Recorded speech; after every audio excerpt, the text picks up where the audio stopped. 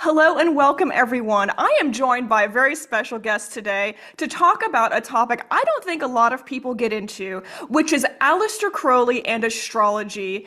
The truth is, Crowley had a huge impact on the way we understand and use astrology today. So, welcome to all of our viewers and listeners, and welcome, Aaron.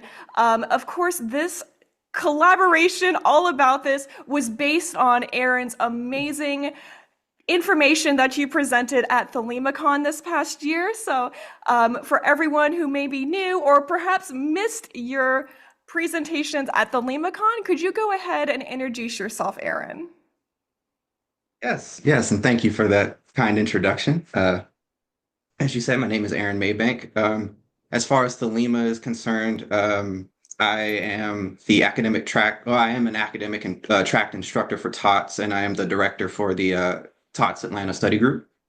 So working within Temple of the Silver Star has been the main thrust of my involvement with Thelema for several years now. Um, so the talk on astrology that I did was really came out of working with my students. And around the time that I was doing my talk, planning my talks for ThelemaCon, I had specifically settled on alchemy.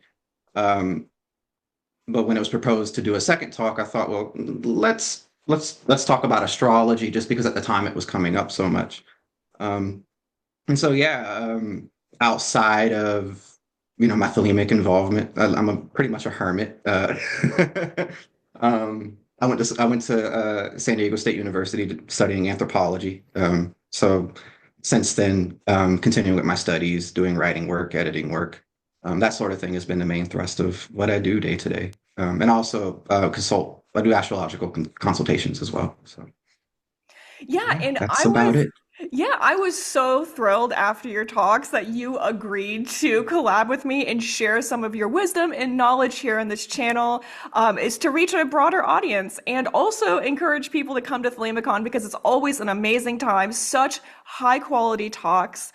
And also, I think, this topic of Aleister Crowley and astrology is really a unfortunately hidden one in our community. So it's nice to spread this and open people's minds. I think we're going to get into some fantastic stuff today. So without further ado, let's get right into it. And I'm going to ask the question, why do we care about astrology and what is astrology? So from your talk at ThelemaCon, you shared that in the beginning of your journey, you were reluctant to get into astrology in your magic. So Mhm. again, I'm going to ask you the question, why do we care about astrology? And from your perspective now, why is it important?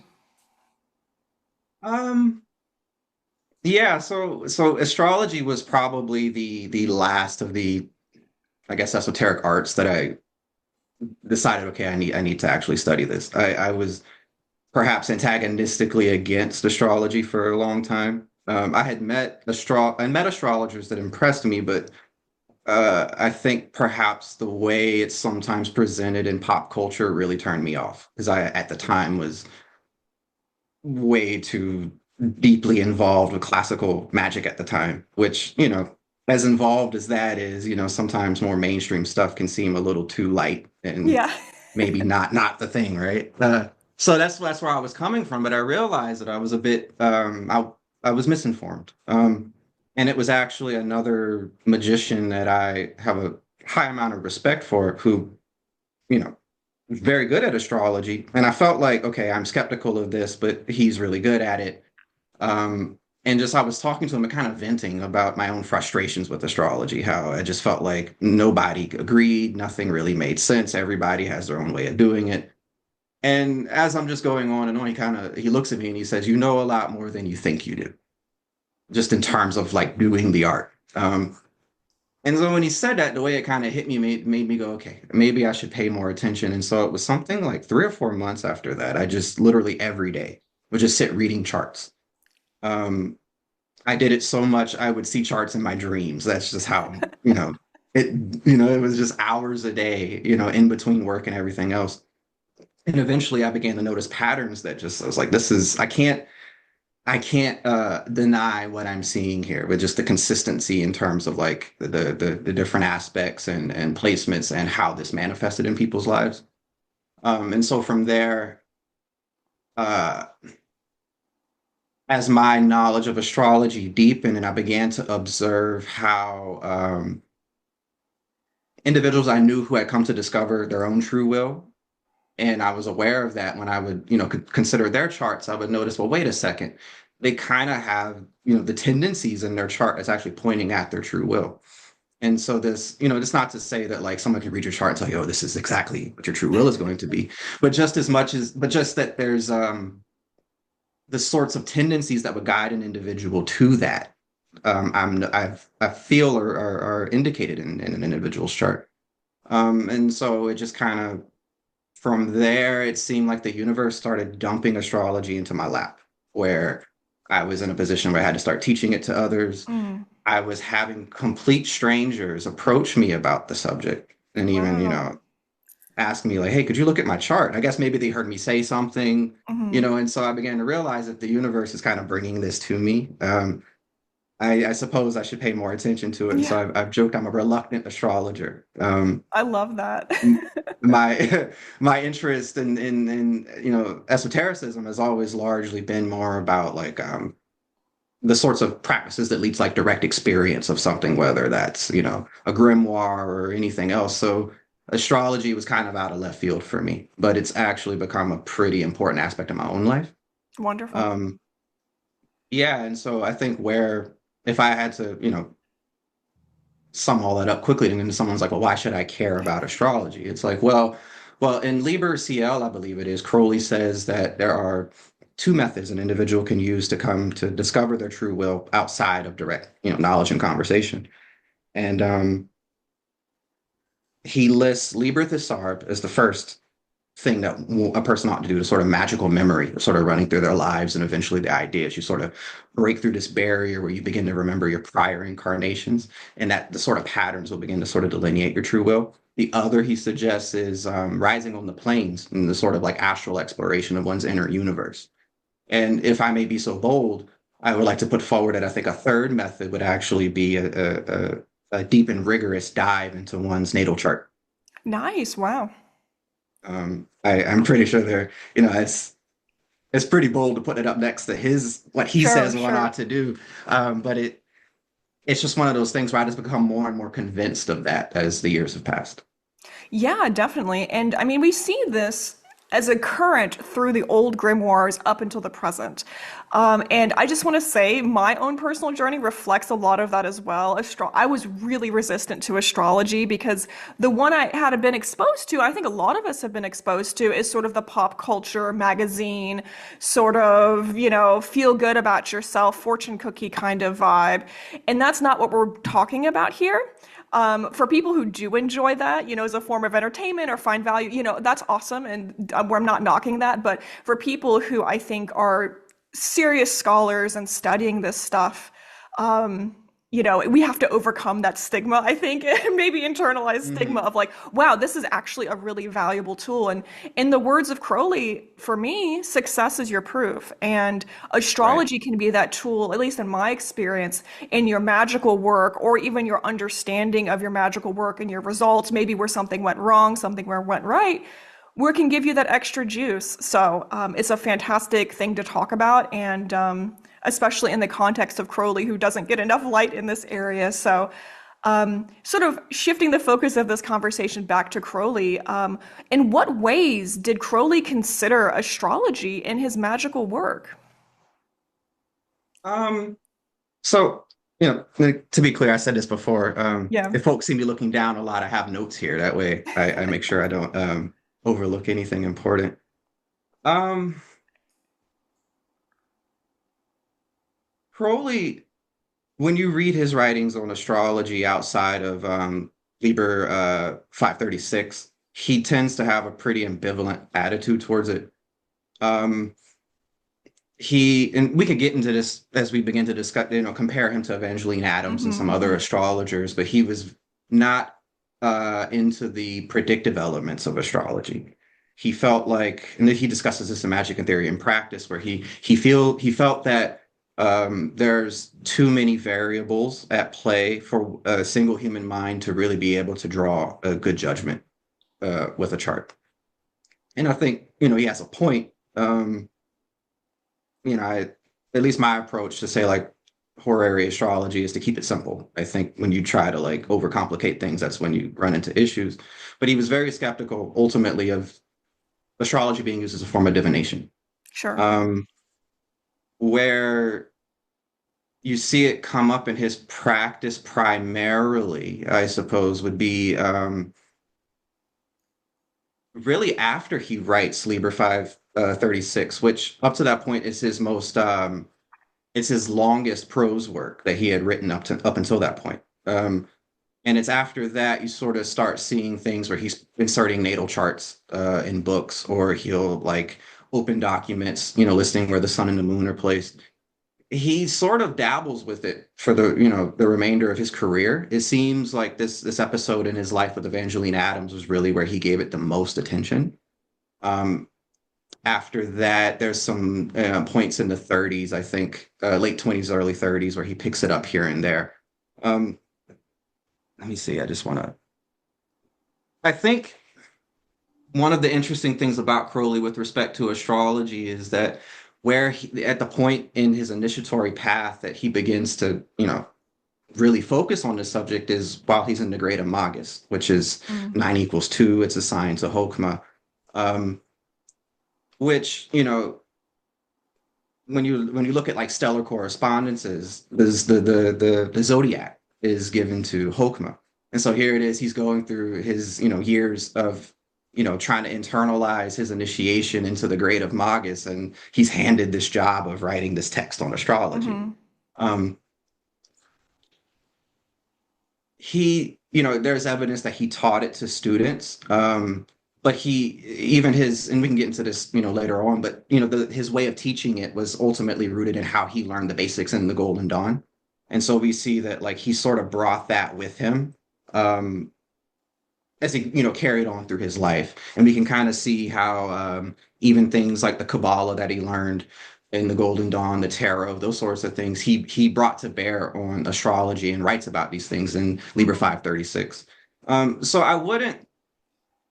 I think what needs to be borne in mind with Crowley is that I wouldn't call him an astrologer. Sure. I would say that he is a practitioner who is writing about astrology, as a magical practitioner Yeah. writing about astrology. And so with that, I wouldn't, necessarily say, oh, he's your premier astrologer, in this time Sure. period. But his background does bring a lot of things to bear that a lot of other astrologers at the time don't have going on. Yeah, absolutely. And so I actually want to take a quick little detour because you brought up some fantastic points. First of all, this person called Evangeline Adams, which is actually, in my opinion, a very important person to talk about because she is the mother of all of our modern astrology, like you read in the newspaper and stuff. So we will be coming back to her. But the other thing you mentioned is 9 = 2. And I think a lot of people will know what that means, what that's referring to. But for people who may be brand new and are just, hearing this for the first time, let's spend some time talking about it. So like Aleister Crowley had a teaching order called the AA, which was an initiatory journey up the Kabbalistic tree of life. And I have this is what I used to study. Yay. Wow. There it is. Okay. So this is in this particular system. It uses this tree of life. This is not the only tree of life out there for people who are familiar with Kabbalah, but this is the one Crowley did. And so you move up this tree of life within this system of mysticism. And so 9 = 2 refers to your place on this. So this is the map of mind of God, or the path of return.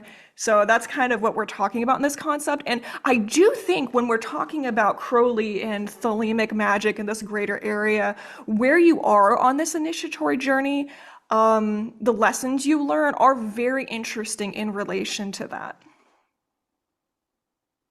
Yeah, and he's one of those individuals where if, once I think an individual has sort of learned the different symbols and correspondences and sort of internalized it, you can sort of see these themes that appear in Crowley's life around these various stages of his Yeah. initiatory path.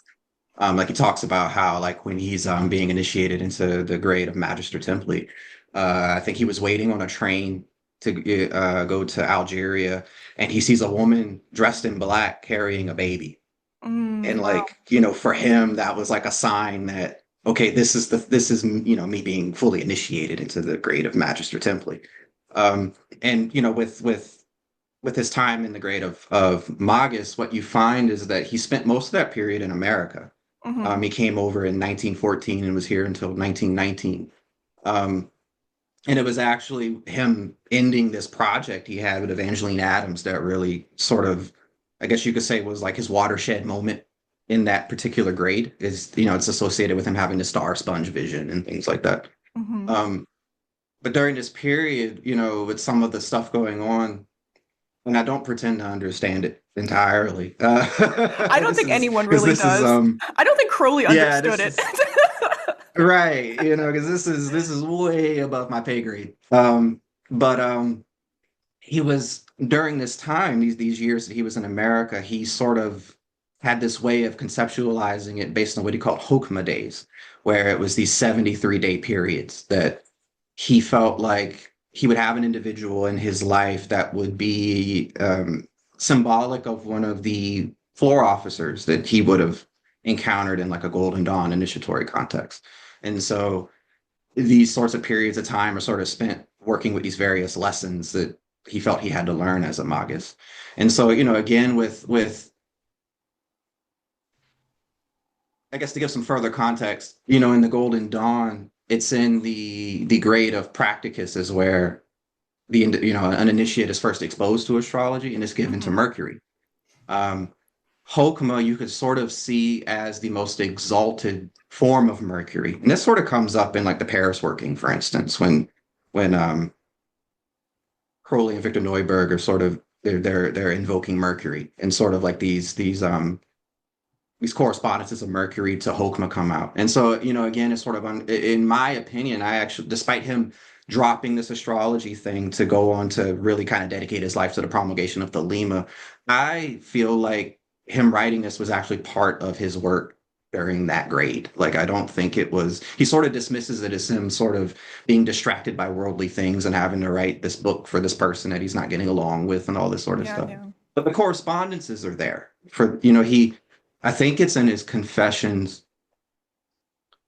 It's either in confessions or somewhere in book four. And I get sometimes getting mixed up just because it runs together.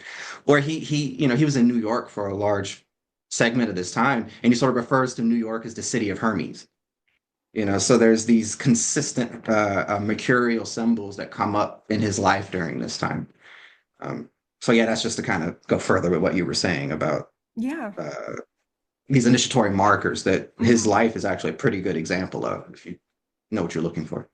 Absolutely. And one of the things that's really cool about Crowley is he kept very detailed records of all of his magical work and his journey. Not to say we all have to follow the same path as him, but it is an example of how to do the work, which I think is really cool. So for people who aren't even Thelemites, this can be an amazing example for you to reference of how to go through an initiatory journey, ways to go about and approach this work. Even if you don't buy into the whole system, hook, line, and sinker, it could really help you. And that's one of the reasons I have this YouTube channel and we're doing this is to really encourage people to take that plunge and take what they learn and do. It's do what thou wilt. So let's return back to this idea of again, we're ramping up to Evangeline Adams here, but let's talk about the Golden Dawn for a minute. So the Hermetic Order of the Golden Dawn was a very influential occult group in Western esotericism that Aleister Crowley was a member of. So unfortunately, this group did dissolve, and one of the children of this group was Aleister Crowley's teaching order, the AA. Aleister Crowley was very prolific in two different organizations in his lifetime. One was this order he created, the AA, which is a student-teacher relationship. That sort of is a lineage of the Golden Dawn. Some would even say that it is an offshoot of the Golden Dawn, and quite frankly, that's accurate in my opinion. But then another organization he got involved with was a very Masonic, the correct term is paramasonic organization called Ordo Templi Orientis, or the OTO. that is not a descendant of the Golden Dawn. So they are separate organizations. I saw someone saying that the OTO is a Golden Dawn descendant, and I'm like, that is really not correct. But yeah, just to kind of get that straight in people's minds about these two different organizations. But now we're talking about Golden Dawn. So, in your opinion, how much was Crowley's use of astrology and magic influenced or what he learned in the Golden Dawn? I think it's fundamental. I'm of the opinion that I think to understand Aleister Crowley, you have to come to terms with the Golden Dawn in one way or another. I I know some people can sometimes be a bit disparaging about it, but it was one of those things where, despite Crowley, in my opinion, he took the Golden Dawn material to levels that had never been seen before. Mm-hmm. And he really developed that system, particularly in the second order material, because where like, the AA itself sort of blossomed out of was Crowley's own experiments with the second order material that he received in the Golden Dawn. Um, and so like evidence of this sort of influence on him, like I pointed out, he would have first formally encountered astrological material in the Golden Dawn in the year 1899, which was when he was initiated into the grade of practicus. Like I mentioned before, it's assigned to the Sephira of Hod, which Mm-hmm. has a mercurial correspondence. Um, and in the Golden Dawn at that time, it was required of members of the practicus grade to, it was really basic, but essentially like you would just memorize the essential dignities of the planets, and go over some basic horoscope stuff. Um, but it was also in this particular grade at that time that geomantic figures were taught to the initiates, which, you know, the 16 figures each have a planet and a sign that they correspond to. Um, and then also you'll find that at that time, the symbol of the hieroglyphic monad taken from the work of Dr. John Dee was also part of the symbolism of that grade at that time. I list all this here because what you find is so there's a notebook in the Warburg Institute that belonged to one of Crowley's girlfriends, and this was in 1928, 1929, somewhere in there. It's unpublished, but in it you kind of get an example of how Crowley was teaching astrology, and what you Wow. find is it lines up exactly with the Golden Dawn method, where the first page is, you can see in her handwriting, she's writing down the essential dignities. And then Crowley taught her the geomantic figures. And then they go over um, how to draw the symbols, the glyphs for each of the planets taken from the hieroglyphic monad. Now, the subject of the Monas Hieroglyphica with respect to the Golden Dawn is a whole nother thing. That would be like a whole nother conversation. 'Cause it gets pretty extensive. But that symbol is really important with respect to certain mysteries in the second order. But it was just at that time, the initiate was first exposed to that. And I Mhm. think given a lot of food for thought with respect to what does it mean that the hieroglyphic monad is a single symbol from which you can derive all of the planetary glyphs. John Dee was trying to get at something. Um, Mhm. so, so yeah, I would say that based on that evidence of the way he was taught being how he taught it to his students, I don't think it's possible to conceive of his astrological approach without the Golden Dawn. Um, and another example of how the Golden Dawn would have influenced him is in something like 777, Sure. where he's listing things like the astrological images from the Picatrix. Um, Since people love visuals, this is what we're talking about. Get yourself a copy of this bad boy. Now I know people are like, "Hey, what about this other book? What about Stephen Skinner's book? What about 776 and a half?" Yes, cool, but I think it's fantastic just to have one of these bad boys on hand, just to have that piece of history. And I think a great project for other magicians, aspiring magicians, whatever, is to, of course, create your own tables of correspondences. Like there's so many other things in North and South America that weren't even on Aleister Crowley's radar. Um, you know, get some good theory behind your under your belt about why these correspondences are the way they are and map your own destiny. But until then, grab a copy of this. yeah, and it's a great book to have because it's kind of I've seen some people be disparaging about Crowley with the 777, where they say, Hmm. oh, he just got it from Alan Bennett and kind of just published it. And I don't think that that was necessarily the case, because No, it at that wasn't. time, he Alan Bennett was his teacher, and these were the sorts of things that he was learning from Alan Bennett and recorded for himself. Um, and when he published 777, he says in it that he wanted folks to elaborate on it. Hmm. And so, not to get too far off, the topic, but I oftentimes recommend to my students that they really sit and internalize a lot of what's in Hmm. that book, because the more correspondences you can, like just off the top of your head, like if I say the word Saturn, there should just be a string of correspondences that immediately come to mind. These Absolutely. things are going to be helpful in chart analysis, where those correspondences are going to be helpful when you're trying to decipher what something might mean, based on you know how do we distinguish, say, Mars and Scorpio versus Mars and Aries? They're two very different things, but how we get a sense of that difference is going to be based on, well, do you know the correspondences?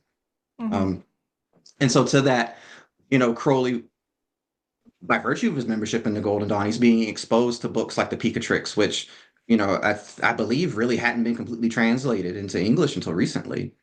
Um, then you have, the Agrippa, for instance. His material appears there in 777. So what you have here, and this comes through in Liber 536 and in Crowley's approach to astrology more broadly, I would say he's more of a traditional astrologer in comparison to some of the astrologers of his time, because he's citing these classical sources. And a lot of these classical sources he was exposed to in the Golden Dawn. So I short answer, you can't have Crowley in astrology without going to the Golden Dawn, because that's where he got all this from. Absolutely. Yeah, really well said, and so many good points.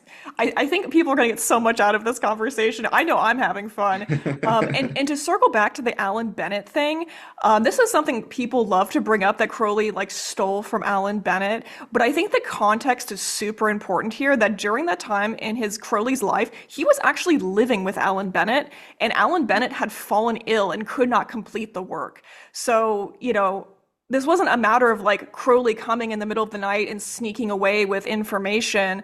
They were buddies living together, and Alan Bennett's health was failing. So this was, I mean, as a magician myself, like there's plenty of projects I collaborate with people on that, I say, oh, you go ahead and finish that up. Or, I mean, I wasn't there and alive. None of us were. We don't know what happened, but it's so much more nuanced than Crowley is a thief.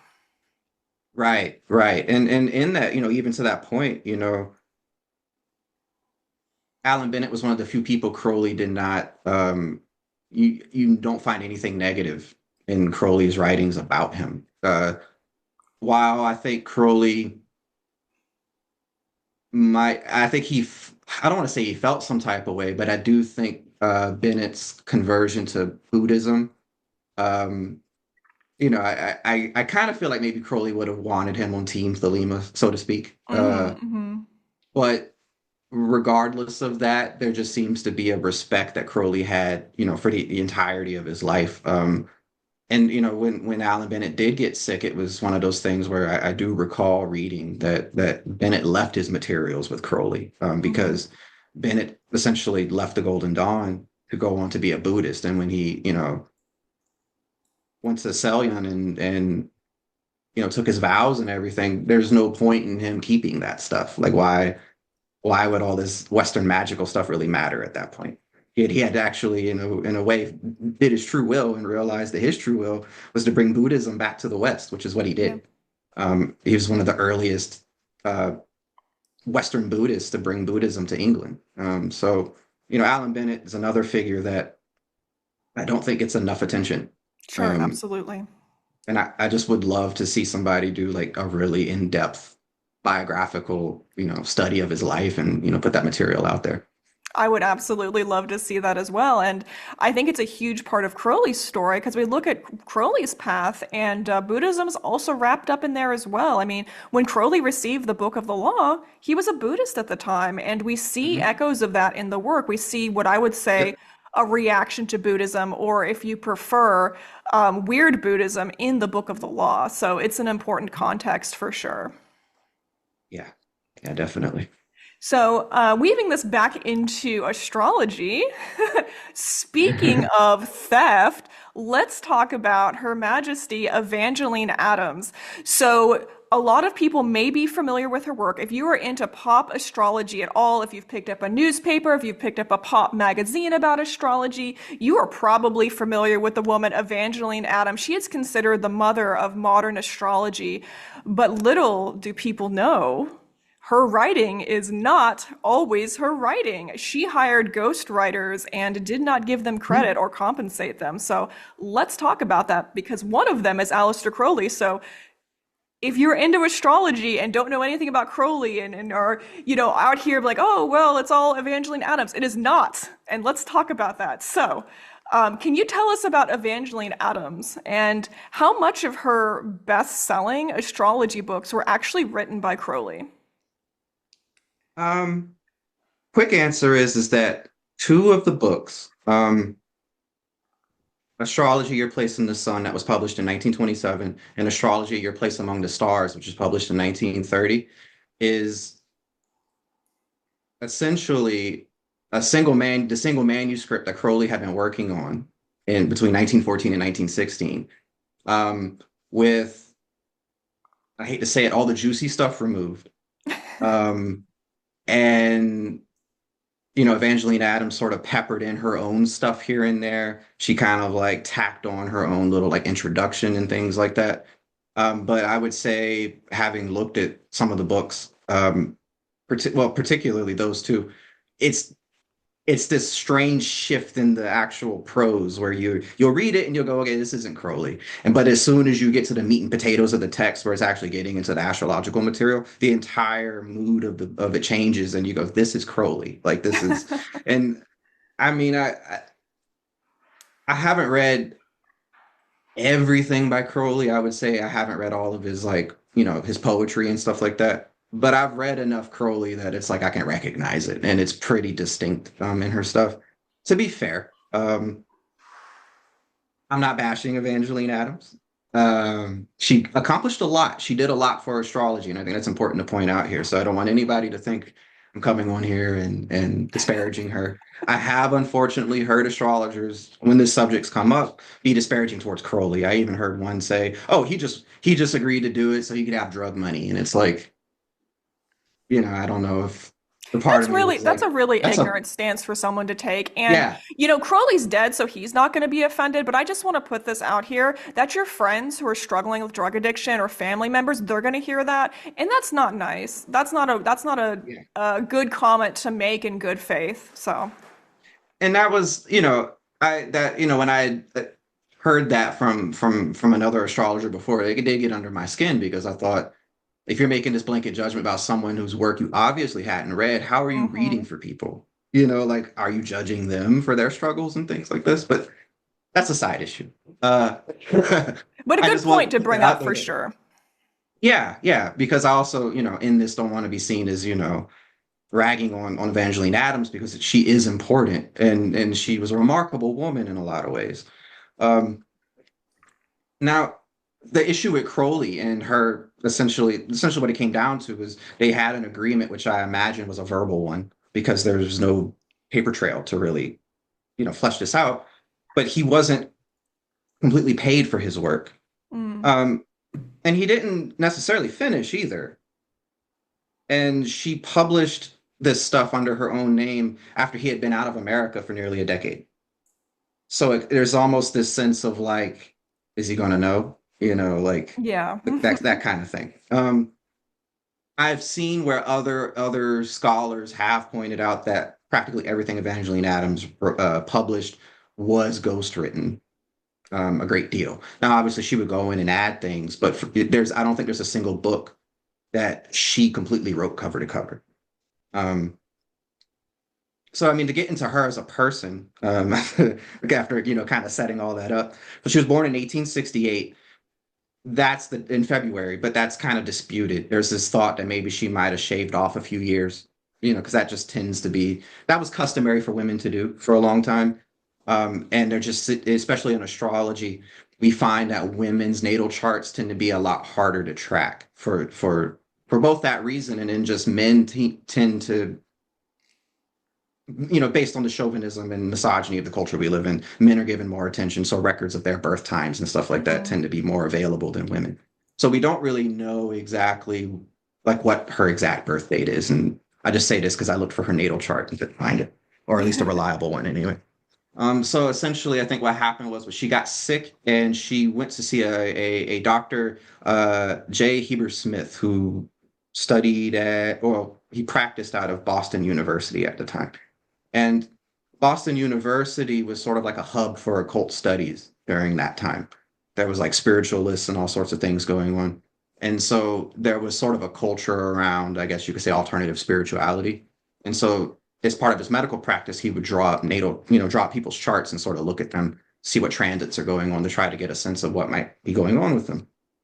Um, and he looks at her chart and decides, oh, you have the placements you need to be a good astrologer. That says that you'll be good at this. And so I think she gets better. And then he takes her on as a student. He passes away some years after this and leaves all of his material to her. So, looking at Evangeline Adams' methods of chart analysis, he's who I guess, we could say taught her. And I'm sure that she developed her own thing as a result of this. So after all of this, she moves to New York, and that's where she spends the rest of her life.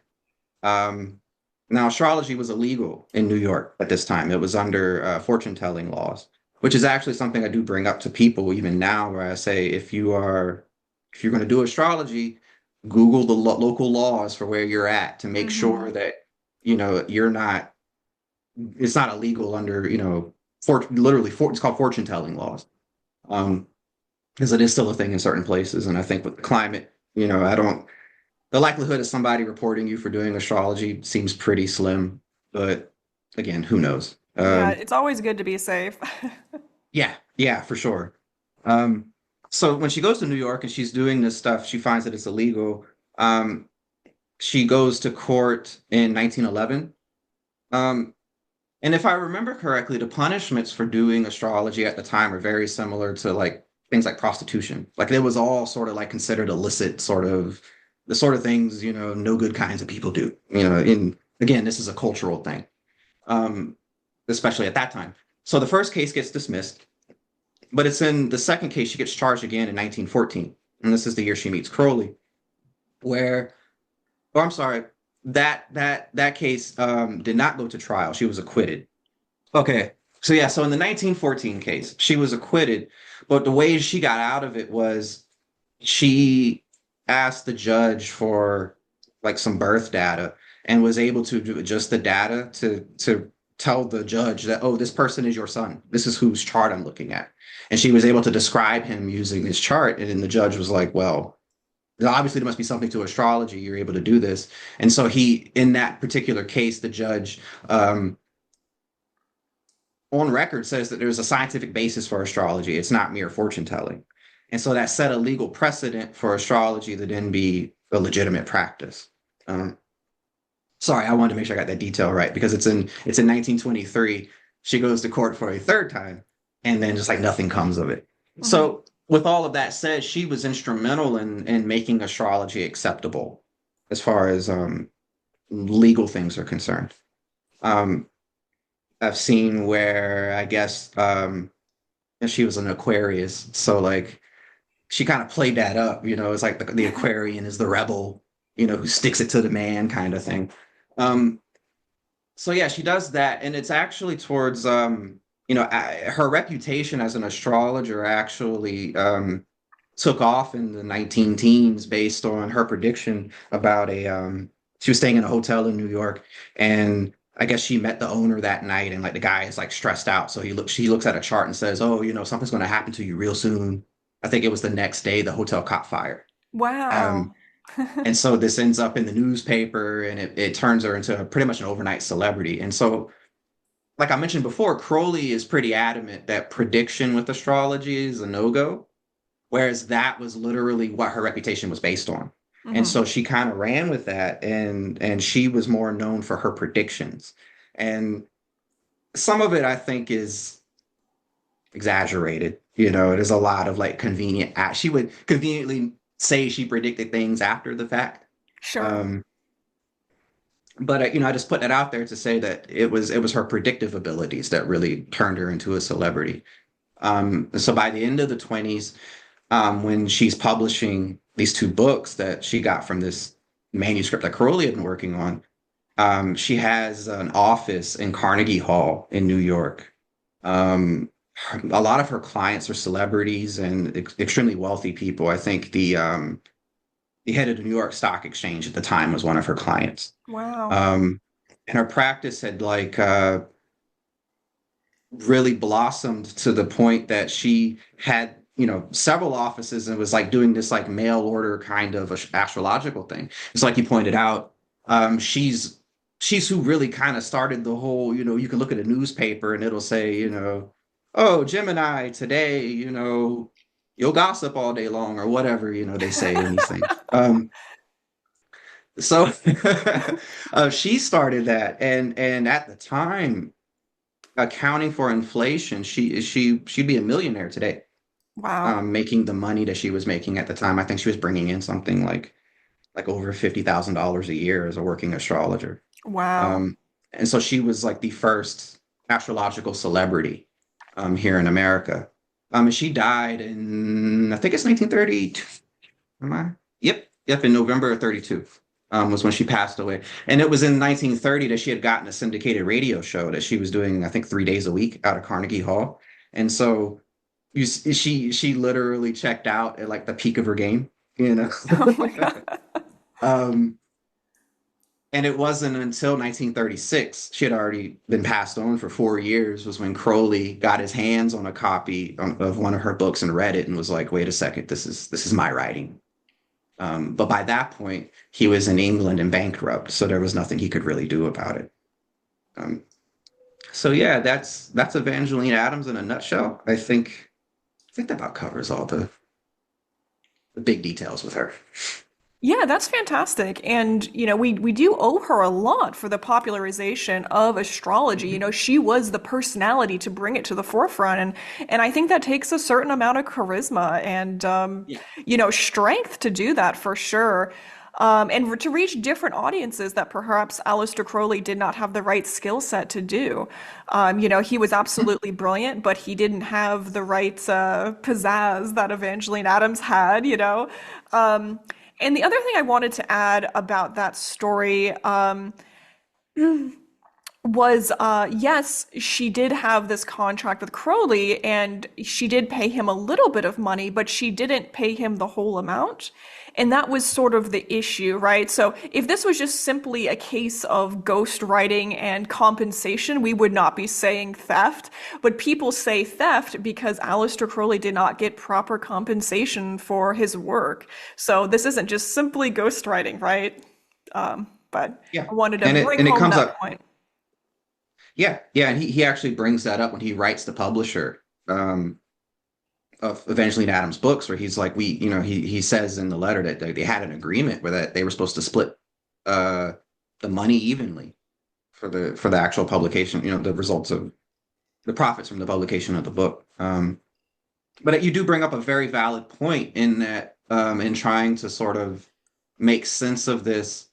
It's Crowley being a Leo rising, and he cites this himself. He liked attention. He liked being the center of whatever was going on, and I think that caused certain like conflicts for him. I Hmm. I, I think that perhaps this is just my take. I could be completely wrong here, but he's a Magus in the AA at this point, which he's essentially a living secret chief.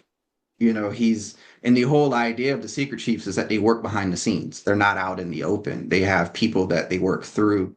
And so I've kind of wondered.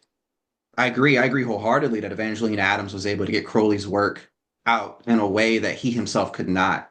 And I think that might actually have been by virtue of his attainment that he Absolutely. was sort of,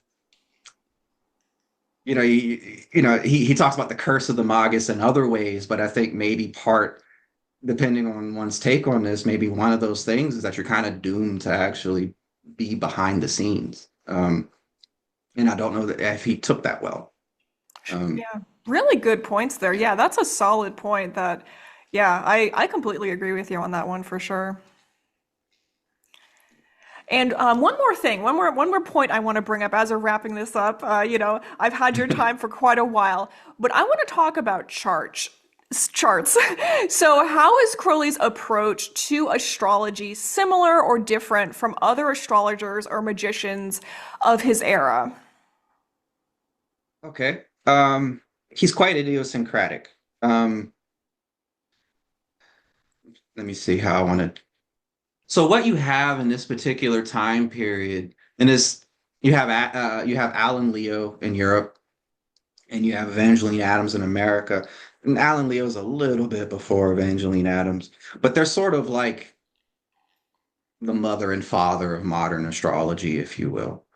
And their approaches individually are different than what Crowley's doing. So Alan Leo he's a theosopher, so he's bringing in these theosophical influences, and one of them is, well, several of them actually is, he's bringing in things like karma and reincarnation, um, and a lot more emphasis on character analysis, which is, and that's something that most modern astrology is concerned with nowadays. Is we've all heard various tropes, about different people based on whatever sun sign they have. And that comes out of this. I mean, the emphasis on the sun sign is something that Alan Leo, his very name indicates that he was a sun sign Leo. Um, and then, you have Evangeline Adams, who, one of her books is called Your Place in the Sun.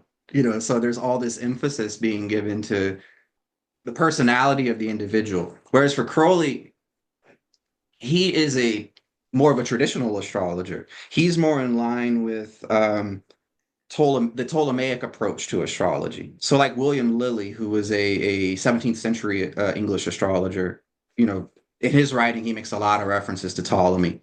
When you read Crowley, you Crowley's foundation really is coming out of Ptolemy. And so he's sort of, while trying to be modern and including a lot of scientific advances, the discovery of these, the outer planets and things like this, he's certainly more traditional. And weirdly enough, uh, the Frater Superior of OTO makes this remark in the editor's notes of Liber 536 that Crowley has more in common with modern astrologers, say like Liz Green, than he did with someone like Alan Leo, who was his contemporary. Mhm. Um, So, other distinctions would be things like Alan Leo, for instance, coming out of him, you see like more emphasis on circular charts. Crowley, like the square Chaldean charts, which is certainly a hangover from traditional astrology. And again, I think it underscores even, I think, the unspoken influence of William Lilly on Crowley's approach to astrology. And so because of this, because Crowley is sort of emphasizing the square Chaldean charts in his method of analysis, he gives way more attention to the angular houses of a chart, first, 10th, seventh, and fourth.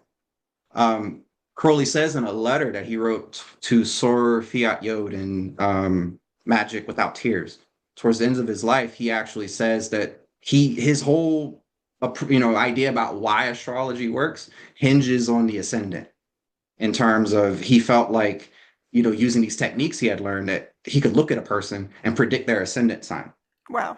and that his ability to do that confirmed that astrology worked. Now, that's not necessarily a technique we see done in modern astrology too much anymore, because it can be problematic. It does lead to certain Sure. stereotyping of physical appearance. However, in traditional astrology, especially someone like William Lilly again, one of the ways that you can rectify a chart is by looking at a person's appearance. So say someone comes to you and wants you to look at their chart, but they don't have a birth time. The idea is that you could potentially look at their appearance and guess their ascendant, and then from there be able to figure everything else out. And Crowley was so insistent that this worked that for him it was proof that astrology was legitimate, because he said that that was pretty much how he went about it, which that's coming out of more traditional astrology than anything modern. There's some other like minor things where he looked when he's looking at a chart, he would again give emphasis to the angular houses. He looked for what he called like these like clusters, and based on where there were these sorts of like I guess planetary clusters in the chart, he would sort of choose a significator for the chart out of that. He doesn't. I'll be clear. He's not very coherent about his methods per se. I think he was trying to figure that out really. Um, but I just explain all that, here generally to say that where he's coming from is rooted more in a traditional approach to astrology rather than the character personality analysis we now see in modern astrology that Evangeline Adams and some others during that time are putting forward. As far as magicians using astrology, what was going on during that time was the influence of theosophy on a lot of magicians. So it's interesting. Helena Blavatsky wrote a lot about it in The Secret Doctrine, which I've read from cover to cover, and I'm waiting on somebody else who's done that so I can like vent about it to them. But um, she has a strange approach to astrology that you sort of see coming out of some Golden Dawn circles in the 19 teens and 20s, but that sort of seems to fizzle out um, going into the 30s and 40s. So I hope that about covers that. I feel like I'm probably forgetting something, but Yeah, absolutely. This has been amazing. I feel like I've gotten so much out of this conversation, and I'm so excited to share it with everyone who's in the audience. I know people are going to love it, and it's such an important conversation to have. But as far as like, there's so much we didn't get into, but yeah, I've occupied so much of your time. I definitely don't want to take up your whole evening. But I want to encourage people to sort of treat this as a primer, right? Like, go out there and yeah. get some books, do your own research, and I hope this is like a little taste to get you excited in all of these subjects to go out there and explore more. So, to sort of wrap this up, do you have any take-home messages you want to leave people with? Any group or anything you want to plug? Any project you may be working on? Um, I guess as far as, leaving something with folks here, I think this is another example of just the sort of pervasive influence Crowley has had on the modern esoteric and Mm, occult. I don't think it's possible for anybody to be into this stuff in the modern age and not encounter Aleister Crowley at some point. Um, but astrology stands out in particular to me because, if an individual accepts the notion that, we moved into a new aeon in 1904, astrology is the first, esoteric art that really comes to the fore, in the years after that. And I think that that's interesting when you consider that Thelema has this, it has a stellar component to it. mm. It is to a great extent a religion of the stars. And so I think astrology is more important to Thelema than it might seem. Um, and before before leaving that, the last thing I'll leave folks to consider is that astrology was, really downplayed and made illegal during the rise of Christianity in late antiquity. Mm. And so, because there was this fundamental argument between, fate and free will. If the stars could dictate your fate, do you really have free will? And if you don't have free will, then what's the point of salvation, right? So there were these Christian theologians having these arguments, and they decided, well, astrology must be bunk. And then, it became one of the, black occult arts, if you will. And that's being very general. There's exceptions to this, as most things. But I think that with what I mentioned about the new Aeon, you know, if Thelema is post-Christian in a way, it's interesting that astrology, one of the arts that was made illegal in the rise of Christianity, pops up again. Yeah. Um, so I think there's something to that, and I think that this sort of grassroots interest in astrology is something deeper going on. And so if I can influence folks to seriously consider the subject, then I feel like I've done good work. As far as things I'm working on, I am working on a book on astrology. It's essentially Woohoo! um, my approach to it was it's the book on astrology I wish I had when I first learned astrology. And I'm kind of approaching it as like, I'm like the math teacher that was terrible at math, but became a math teacher to help other people bad at math. That's how I see astrology. for myself. So I am working on that, and as that comes together and stuff, I'm sure, I'll have more online for that. Um, I also have a podcast that I co-host with a good friend of mine, Jay. It's called Communion in the House of Life. It's a conversational type podcast, a lot like what we're doing here. Um, so that, folks can find that on Spotify.